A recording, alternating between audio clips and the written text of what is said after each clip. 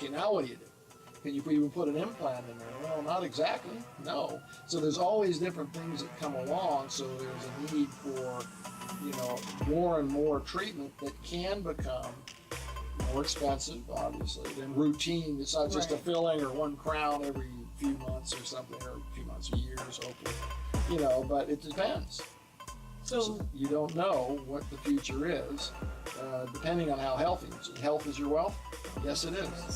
Yes, it is. And then medicine does the same thing, and surgeries and so on. Well, how long do implants last then? We consider it today to be a lifetime treatment. It's not that they don't fail. Sure they do. They can. A lot of them, for many different factors. Bone quality, we grade bone and grade 1, 2, 3, 4. 1 being the best and 4 being the worst. And we can tell that by our three-dimensional scans and cone beam we use, and we call it. But even then, even with the best bone or the best circumstances, something can fail. But the failure rate is really low. It's less than 5% in most people. That's not bad. And the lower jaw is a little more dense, so it tends to be a little more forgiving to implant placement.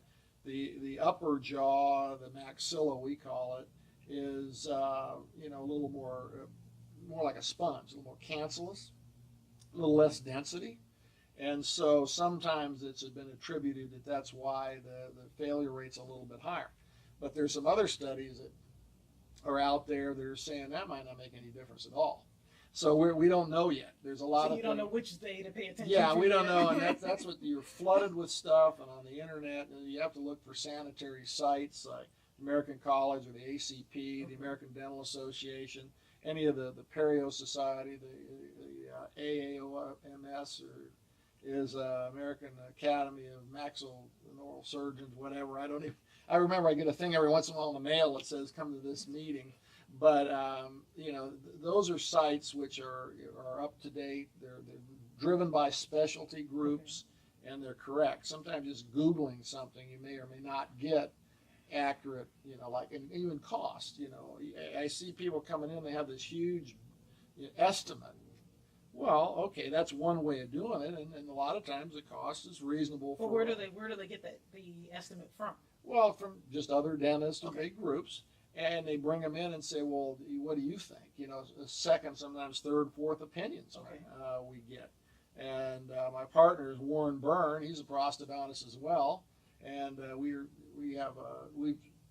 basically, it's Georgia Denture and Implant Specialists, and that's exactly what we do. We focus more, though, on removable and full arch things and so on, replacements, as opposed to just one little tooth here and there, just something small. We don't do single crowns much. But that's something that your general that's your general dentist does that, and they've got their hands full doing that.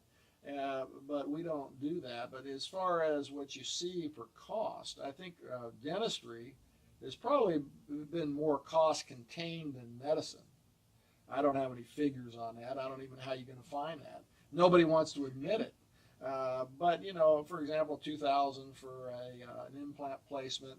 Probably if it's a single crown, let's say, it's probably another $1,500 to $2,000 to restore it. Okay. We don't do a lot of that. We do more like use it to support a denture, or what's called a hybrid, something that's screwed in and doesn't come out. Usually uses 5 or 6 implants.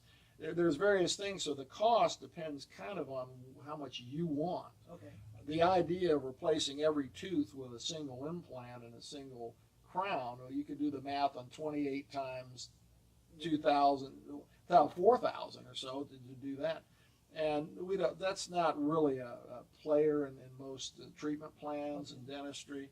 We usually do where like a nice overdenture where the denture doesn't just sit on the gum. It sits on implants, and put 4 implants and something like that. That's a really, really good treatment.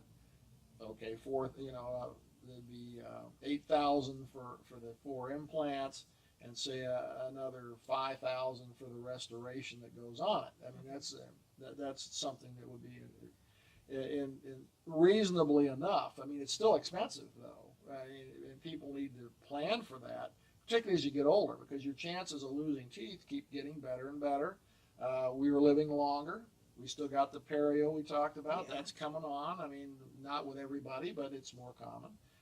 Drugs have a problem. Yeah. What's the interaction of some of these newer drugs related to bone loss and osteoporosis and so on? Like after a lot of chemotherapy, you get the injectable bisphosphonates, which are the ones that are the worst at dissolving the bone. And okay, now what do? Can you even put an implant in there? Well, not exactly. No. So there's always different things that come along. So there's a need for, more and more treatment that can become more expensive, obviously, than routine. It's not just a Right. filling or one crown every few months or something, or a few months, years, hopefully. But it depends. So you don't know what the future is, depending on how healthy. Health is your wealth? Yes, it is. Yes. Yes, it is. So when we come back, I'm going to ask Dr. Anderson about dental insurance and how dental insurance relates to what he does and how it's going to affect us going forward.